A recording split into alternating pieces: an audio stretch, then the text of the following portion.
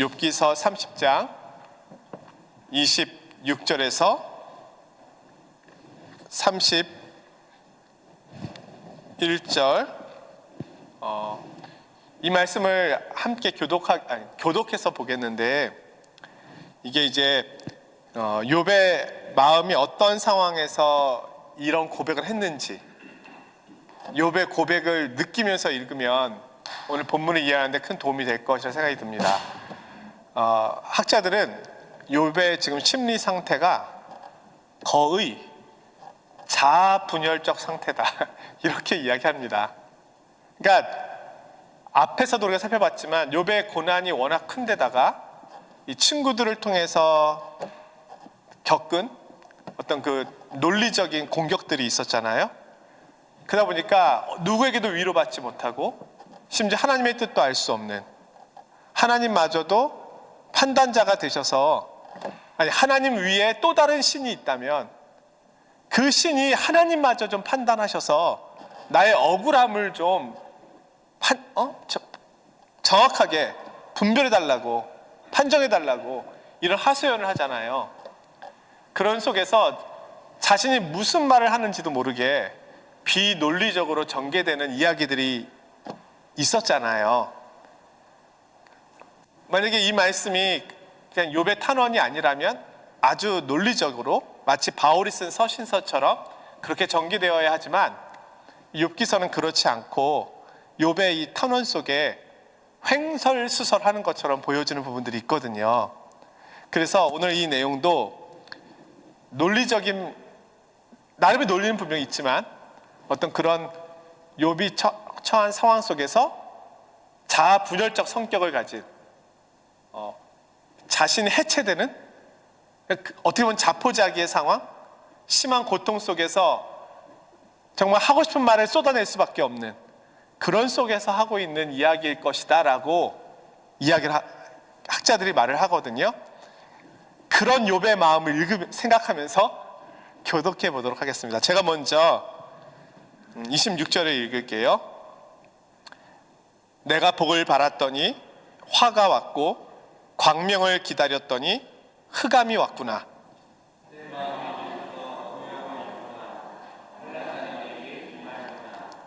나는 햇볕에 쬐지 않고도 검어진 피부를 가지고 걸으며 회중 가운데 서서 도움을 부르짖고 있느니라. 나를 덮고 있는 피부는 검어졌고 내 뼈는 열기로 말미암아 탔구나.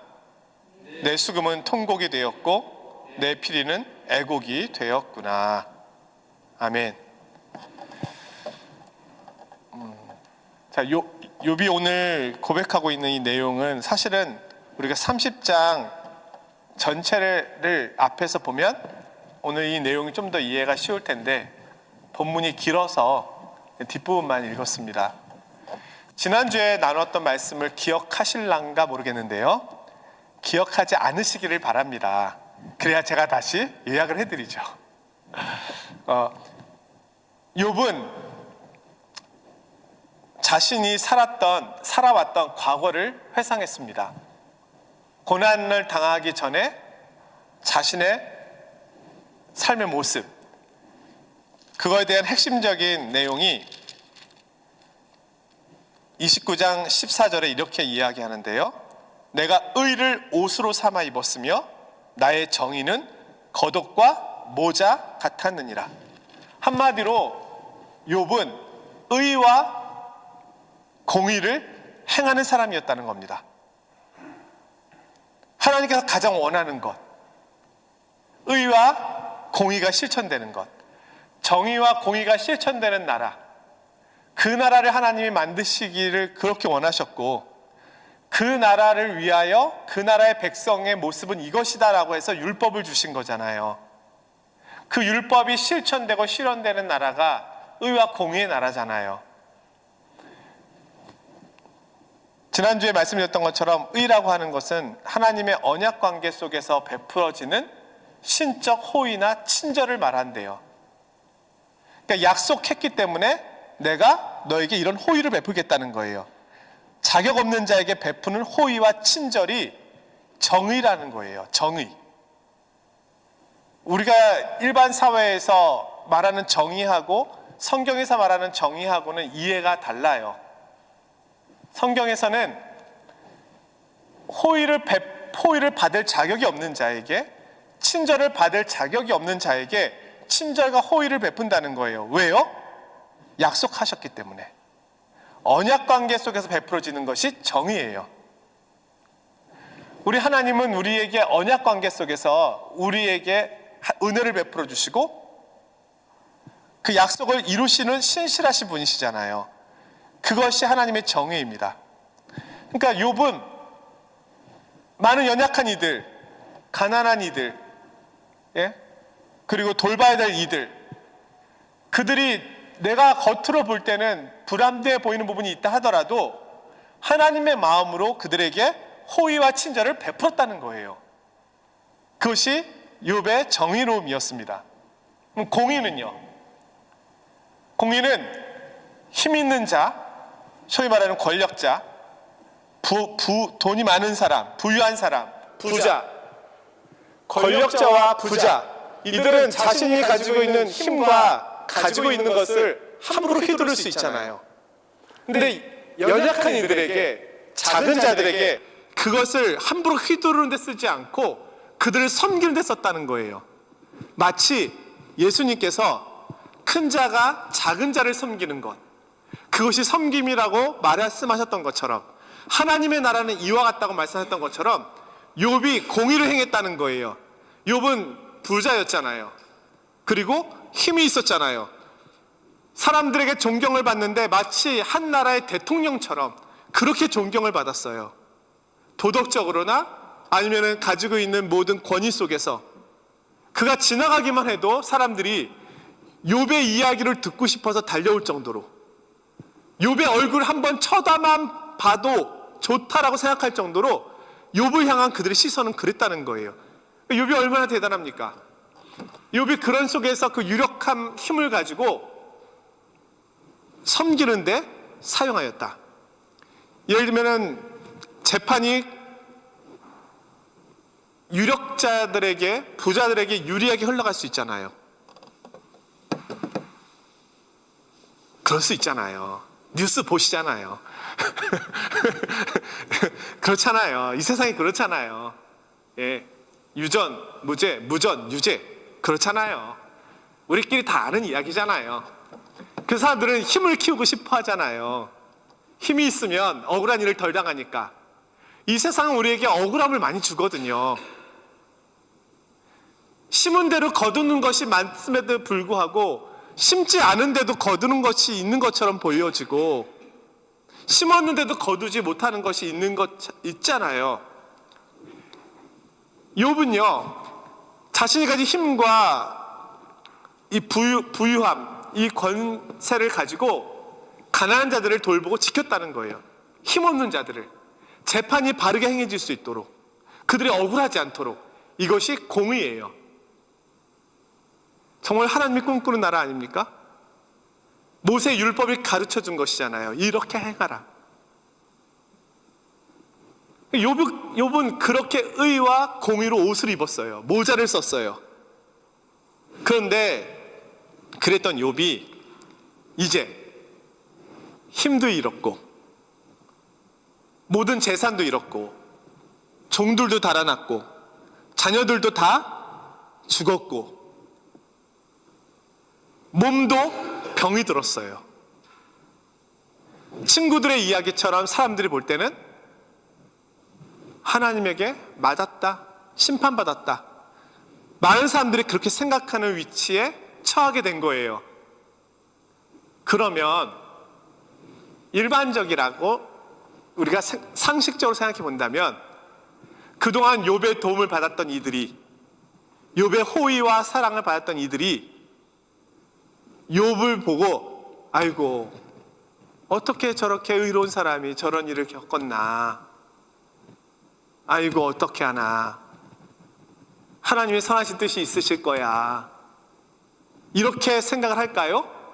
아니면 그래 우리한테 호의 베풀 때가 좋았지, 저 사람 겉으론 저랬어도 속은 우리를 비웃었을 거야, 우리를 사람 취급도 안 했을 거라고. 그러니까 하나님 앞에 맞은 거지. 그러니까 심판받은 거라고. 저 꼴을 봐. 우리가 몰랐던 거야. 욥의 실체를 몰랐던 거라고. 사람들 어떻게 생각했을까요? 전자, 후자. 둘 중에 하나예요. 자, 욥의 고난을 보고 욥을 불쌍히 여겼을 사람들이 많았을까요? 아니면 욥의 고난을 보고 욥은 위선자였을 거야 라고 판단했던 사람이 많았을까요? 1번, 2번. 2번. 예. 빙고. 예. 2번이에요. 그 이야기가 30장 1절부터 나와요. 우리가 안 읽었는데 제가 잠깐 소개해드리면 이래요. 그러나 이제는 나보다 젊은 자들이 나를 비웃는구나.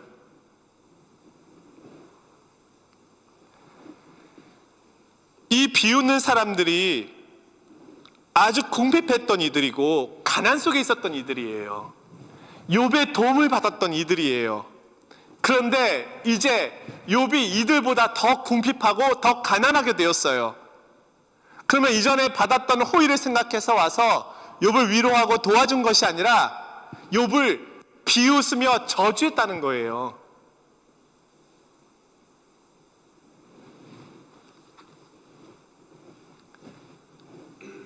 그들은 본래 미련한 자의 자식이요 이름 없는 자들의 자식으로서 고토에서 쫓겨난 자들이니라. 이제는 그들이 나를 노래로 조롱하며 내가 그들의 놀림거리가 되었으며. 노래까지 만들어서 조롱하는 거예요. 얼레리 꼴레리 얼레리 꼴레리 욥은요 위선자래요. 예? 노래를 만드는 거예요. 그들이 나를 미워하여 멀리하고 서슴지 않고 내 얼굴에 침을 뱉는도다. 심지어 이제는 미워하기까지 했어요.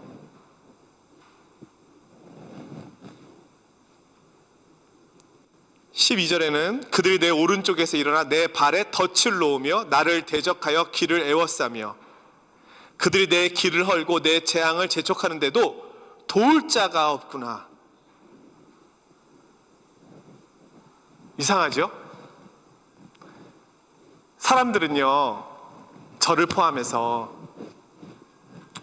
위로가 필요할 때는 위로하지 않아요.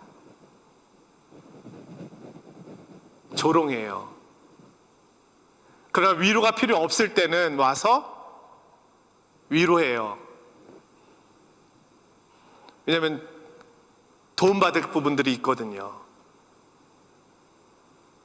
그러나 정말로 도움이 필요할 때, 내가 아무것도 할 수 없을 때는 친구들마저도 떠난다는 거예요. 욥이 부유하고 넉넉했을 때는 친구들도 욥과 사이가 좋았어요.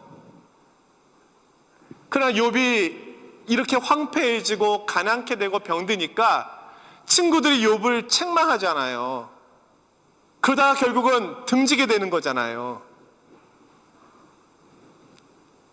이것이 사실은 우리의 삶의 자리입니다. 예수님께서 이 땅에 오셔서 사역하실 때 예수님께서 해를 입힌 사람들이 있나요? 스스로 해를 입었다고 생각하는 이들은 바리새인과 사두개인, 율법사들, 소위 말하는 권력 있는 이들, 힘 있는 이들이에요. 부자. 이들이 왜 책망을 받았어요?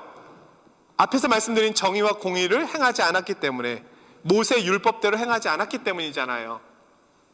재판을 굽게 하였고, 가진 자들의 나라, 소외된 자, 가난한 자, 연약한 자, 소위 말하는 죄인들이라고 불려지는 그들은 철저하게 소외되어 있었잖아요. 근데 예수님께서는 그들을 찾아가셔서 정의와 공의를 베푸셨거든요. 큰 자가 작은 자를 섬기는 것, 죄인들을 용서해 주시는 것, 병든 자를 고쳐주시는 것, 굶주린 자들에게 먹을 것을 주시는 것, 이 땅에서 어떻게 살아야 될지 삶의 소망이 끊어진 이들에게, 귀신 들려서 어떻게 해야 될지 모르는 이들에게 주님께서 친히 찾아가셔서 그들에게 하나님 나라를 전해주시고 소개해주시면서 살아가야 될 이유를 가르쳐주시고, 앞으로 하나님께서 다스리는 세상이 오면 이런 나라가 될 거야 라고 산상수훈을 통해서 천국 나라를 보여주셨잖아요. 그들에겐 소망이 생겼고 살아야 될 이유가 생겼고 하나님을 어떻게 섬겨야 하는지를 알게 되었잖아요. 그들은 회복되었고 치유되었잖아요. 근데 예수님께서 고난중에 있을 때 제자들마저 다 떠나가잖아요. 예수님이 힘이 있을 때는 옆에서 주는 그리스도시요 살아계신 하나님의 아들이라고 외쳤지만, 예수님이 힘이 없고 매맞고 계실 때는 나는 그를 알지 못한다고 얘기했잖아요. 예수님이 기적을 베푸실 때는 그렇게 따라다녔지만, 예수님이 고난받으시고 무덤에 내려가셨을 때는 내가 그분의 부활을 믿을 수가 없다, 만져봐야 된다, 눈으로 봐야 된다, 확인해 봐야 된다 이랬잖아요. 예수님이 십자가의 길을 걸어갈 때는 사실은 소수의 여인들만 따라갔습니다. 바라바를 풀어주랴, 예수를 풀어주랴. 바라바, 바라바, 바라바.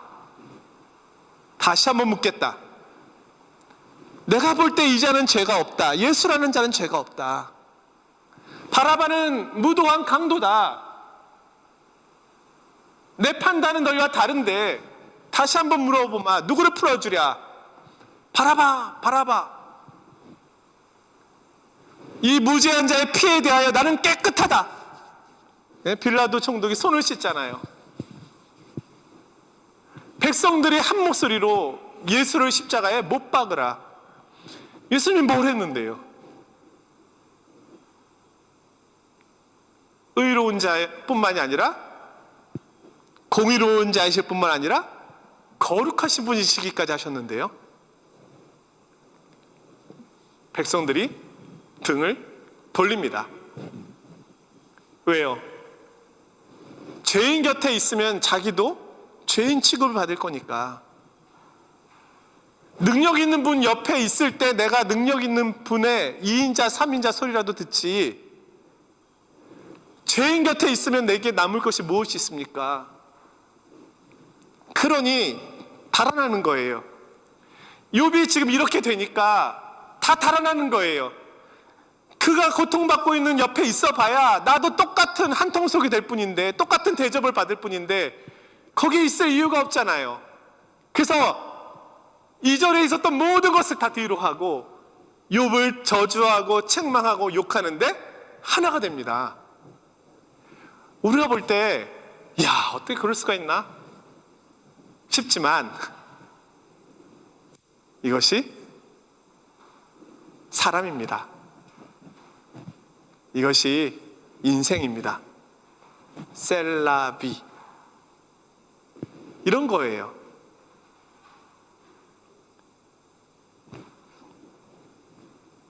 욥은 이런 고통 속에서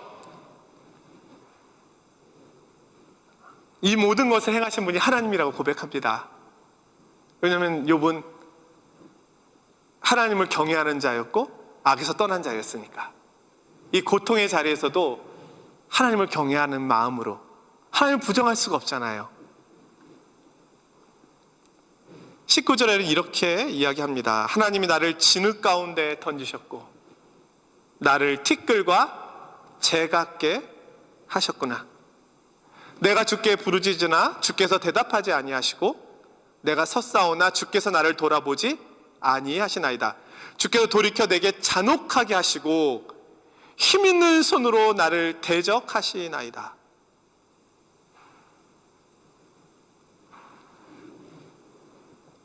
이런 탄원 속에서, 이런 상황 속에서 오늘 우리가 읽은 부분이 나옵니다.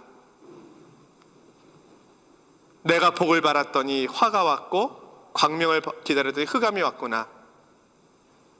나는 이리요, 이리의 형제요, 타조의 버시로구나. 앞에서는 올빼미라고 고백한 내용도 있었잖아요. 자, 이리와 타조, 한마디로 야생동물입니다. 야생동물은 사람들과 어울려 살지 않잖아요. 야생성이 있어서. 그들은 떨어져 살고 있는 동물들이거든요.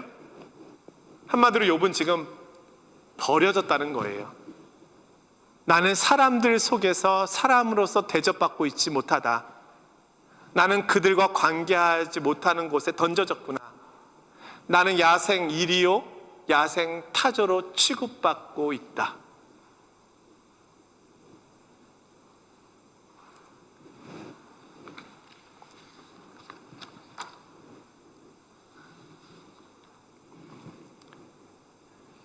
자, 욥은 왜 이렇게 학대를 받고 있는 겁니까?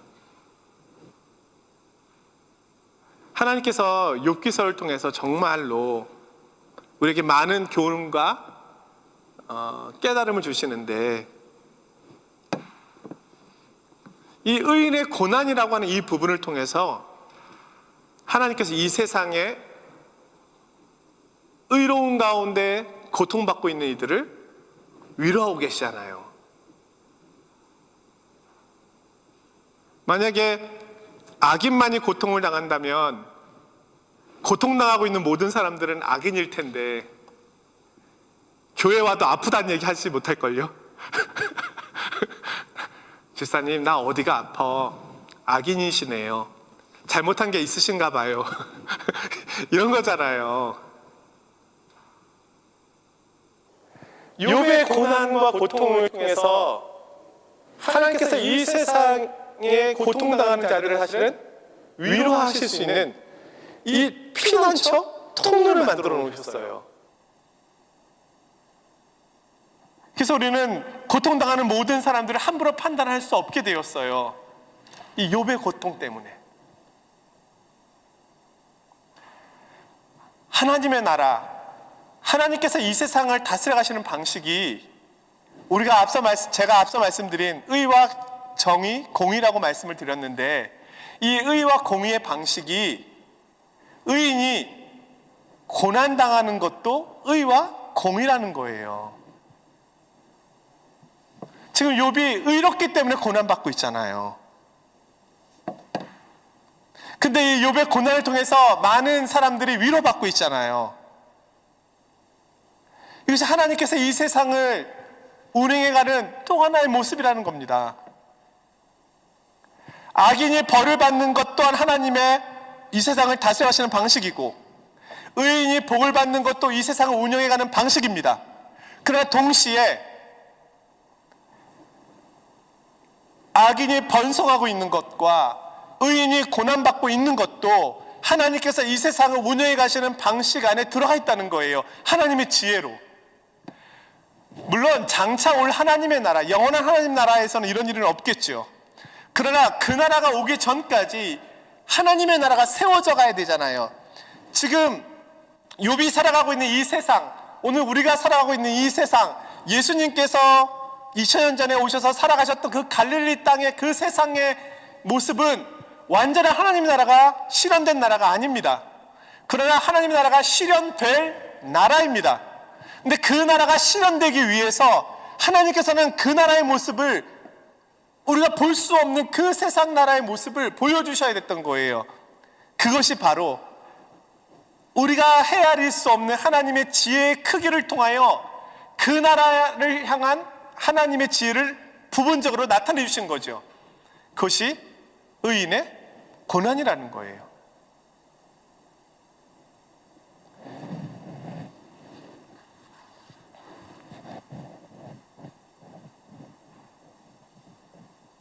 하나님께서는 이 세상을 만드실 때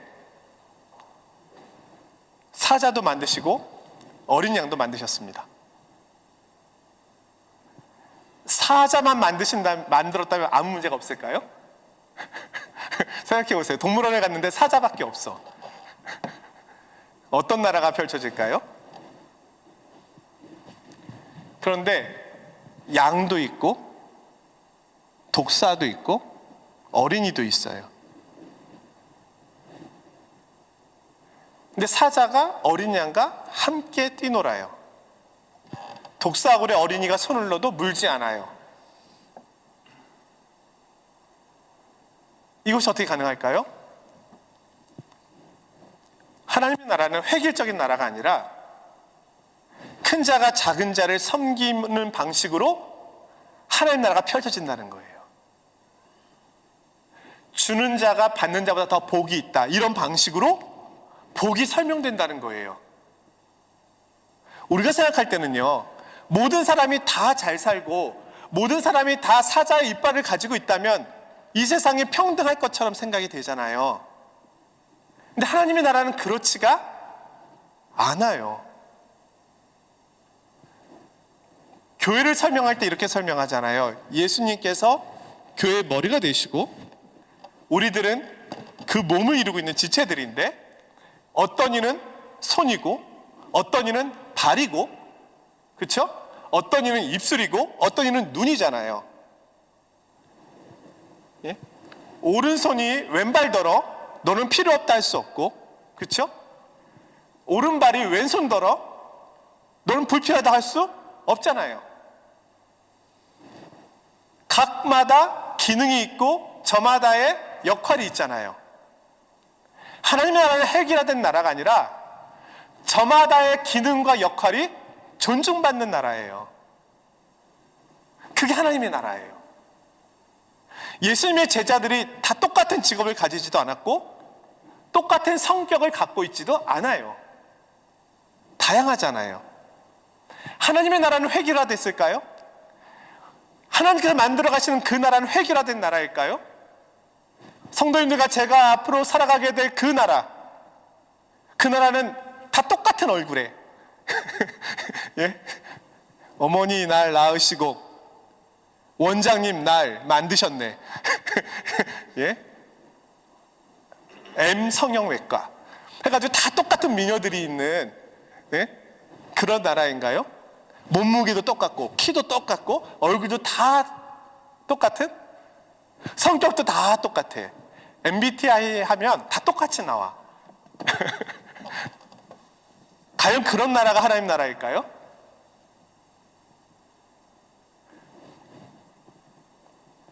하나님의 나라는 사자가 어린 양을 보호하는 나라예요. 존중하는 나라예요. 어린 양이 사자를 존중해주고 사자가 어린 양을 존중해주는 거예요. 어린이가 독사굴에 넣어도 독사가 물지 않는 거예요. 어린이가 독사를 해치지 않을 것을 독사도 알고 있는 거예요. 존중해주는 거예요. 여기서 사자와 어린 양은 부자와 가난한 자를 말하는 거죠. 권력자와 약자를 말하는 거예요. 공의와 정의가 이루어지는 나라가 사자와 어린 양이 뛰어노는 나라지, DNA 조작을 통해서 예? 사자와 어린 양이 서로 싸우지 않게 만들어놓는 그런 나라를 말하는 게 아니에요. 하나님의 율법의 말씀이 성취되는 나라예요. 근데 그 나라가 어떤 나라입니까? 우리는 예수 그리스도 안에서 그 나라를 볼 수 있잖아요. 가장 크신 왕, 만왕의 왕, 만주의 주, 예? 사자와 같으신 분, 유다의 사자로 오신 분, 그분이요. 어린 양, 우리 어린 양, 예? 어린 양보다 더 작아 보이는 존재를 위해서, 목자가 양을 위하여 목숨을 버리는 그 나라, 하나님의 나라, 그걸 보여주신 거잖아요. 사자와 어린 양이 함께하는 나라잖아요. 이것이 조화라는 거예요. 이것이 조화로운 나라다. 욥의 고난은 사실은 우리에게 욥 자체의 고난으로서만 끝나는 것이 아니라 하나님께서 이 세상을 다스려 가시는 방법이 어떤 것인지를 조금 더 구체적인 모습을 우리에게 보여주고 있습니다.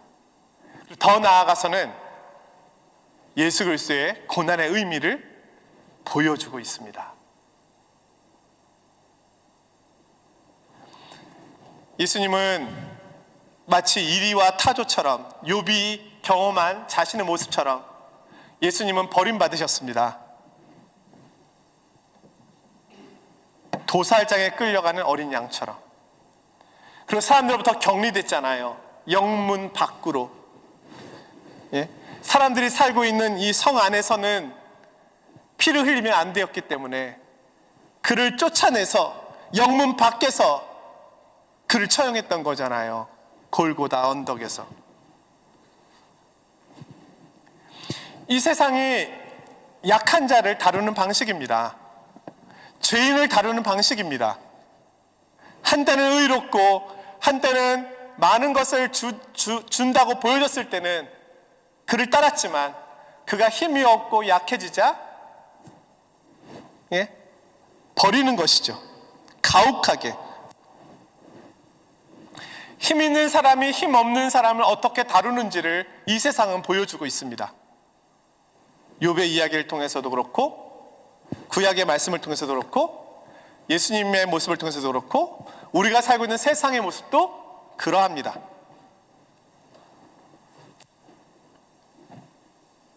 잔인하고 폭력적이고 가혹합니다. 하나님의 형상으로서의 인간을 끊임없이 파괴합니다. 그러나 그리스도께서는 우리와 같이 되셨기에 이 세상의 잔인한 모습 그대로 그 길을 걸어가셨지만 결국 그 길을 걸어가심으로 인하여 역설적으로 인간의 모든 부유함과 인간의 모든 권력과 인간의 모든 폭력과 인간의 모든 잔인함을 밟아내신 거죠. 그들의 모든 힘과 모든 수고와 모든 노력이 헛되다라는 것을 드러내셨습니다. 그리고 진정한 승리는 어디 있느냐? 섬김과 사랑과 형제의 고난을 짊어지는 곳에 참된 승리가 있음을 보여주셨습니다. 참된 승리자가 되신 겁니다. 그래서 성경에서 이렇게 얘기하고 있죠. 그는 저 앞에 있는 영광을 위하여 십자가를 참으사. 예수님께서는 참된 영광이 어디 있는지를 보셨습니다. 이 세상에 잘못된 폭력과 잘못된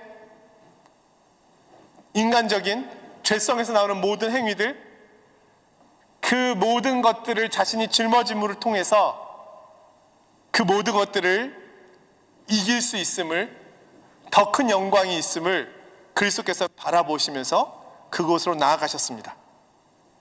결국 예수님의 승리는 오늘날 우리에게 궁극적으로 어떤 것이 승리하는지를 보여줍니다. 누가 승리합니까? 부자가 하나님 나라에 들어가는 것은 낙타가 바늘귀로 들어가는 것이 더 쉬울 정도로 어렵습니다. 그렇죠? 그럼 누가 하나님 나라에 갑니까? 예수 그리스도를 믿고 예수 그리스도를 따르는 자, 자기를 부인하고 자기 십자가를 지고 죽기까지 그리스도를 따르며 나아가는 자, 그가 승리자가 되는 겁니다. 그런데 그분을 따를 때 어떤 일이 일어날까요? 그리스도에게 임했던 것과 같은 수준의 고난은 아니더라 하더라도 우리가 하나님의 말씀과 하나님의 말씀을 따라 살아가려고 할 때 우리에게도 욥과 비교는 안 되겠지만 고난이 있고 어려움이 있습니다. 왜냐하면 이 세상의 원리와 하나님 나라의 원리는 다르니까. 이 세상의 원리가 잘못됐다는 것을 책망하는 순간 우리는 비난받을 것이고 우리는 공격당하겠죠. 하지만 진정한 승리는 그리스도의 말씀과 그리스도의 삶에 있습니다. 결론적으로 오늘 말씀은 이렇게 마무리해 보려고 하는데요. 오늘 여러분, 우리는 이 세상에서 이 세상의 가치와 이 세상의 목적을 따라 살아가지 않습니다. 이 세상의 목적은 무엇입니까? 사실은 목적이 뭐가 있는지 모르겠어요. 저도 주님을 만나기 전에 살았던 삶의 목적, 글쎄요. 하지만 그리스도인에게 있어서 삶의 목적은 분명하잖아요. 하나님의 나라, 하나님의 영광, 하늘에서 이루어진 그 뜻이 이 땅에서도 이루어지게 하소서. 그의 나라가 오게 하소서. 그분의 이름이 높아지게 하소서. 이것이 우리 삶의 목적이잖아요. 근데 이 목적을 성취할 때, 이 목적대로 살아갈 때 우리에게 고난이 있다는 겁니다. 어떻게 해야 할까요? 그리스도를 생각하면서 인내하라는 겁니다. 믿음의 주요 온전케 하신 이인 예수를 바라보자. 그분을 따라가는 겁니다. 그분이 당하신 고난을 묵상해 보는 것입니다. 애매히 당하는 고난, 그분이 그렇게 당하셨잖아요. 그럼 나에게도 애매히 당하는 고난이 있겠죠. 그분도 멸시를 받으셨잖아요. 그럼 나에게도 멸시를 받는 일이 있겠죠. 선을 행했잖아요. 그러나 주님 억울함을 당하셨잖아요. 내가 선을 행하지만 억울한 일이 나에게 있겠죠. 배신을 당하셨잖아요. 가장 가까운 제자에게, 가장 사랑을 많이 준 사람에게 나도 배신을 당할 수 있겠죠. 어떻게 감당해야 합니까? 그리스도를 묵상하라. 그리스도께서 그 길을 걸어가셨지만 그리스도께서 승리하신 것처럼 오늘 우리도 그리스도의 뒤를 따라가면 우리도 승리케 될 것입니다. 그분의 약속을 바라보면서 저와 여러분, 이 복음의 길, 믿음의 길 뒤돌아보지 말고 그리스도를 따라 힘차게 달려가시는 믿음의 성도님들이 되시기를 주님의 이름으로 축원드립니다.